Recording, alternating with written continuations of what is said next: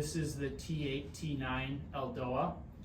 The patient will be sitting at home. This will usually be done with your butt about an inch away from the wall while you're at home to allow your body to find what straight is. I'll be standing behind Dr. Joel, being the wall here. So patient will have their feet or their knees flexed to about 90 degrees. Their knees are about a fist width apart, and their feet are also about a fist width apart. Patient will be pushing their back and their head against the wall with their eyes looking down about 8 to 10 feet in front of them. Patients then will push their arms out in front of them, externally rotate their arms.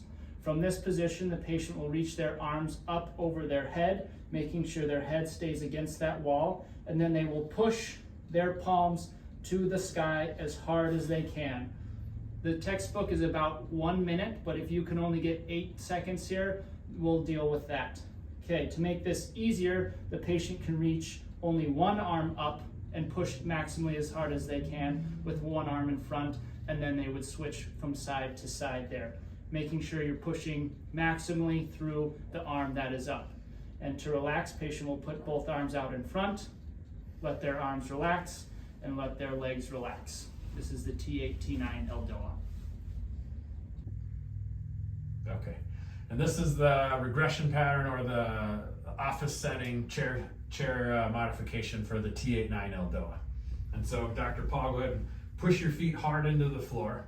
And once we push the feet hard into the floor, I'm going to have him screw his feet into the floor to create some tibial torsion and just to lock everything down. And as he does that, you should just feel something doing work in your butt and your legs. And then the next step is to tighten tummy a little bit. And now we have him locked in from the rib cage down into the floor.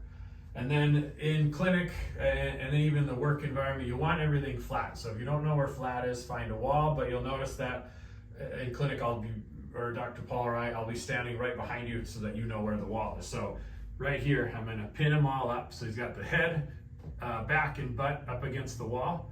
And so I'm gonna step away, head back a little bit farther, and then eyeballs will be down 6 to 10 feet in front of you.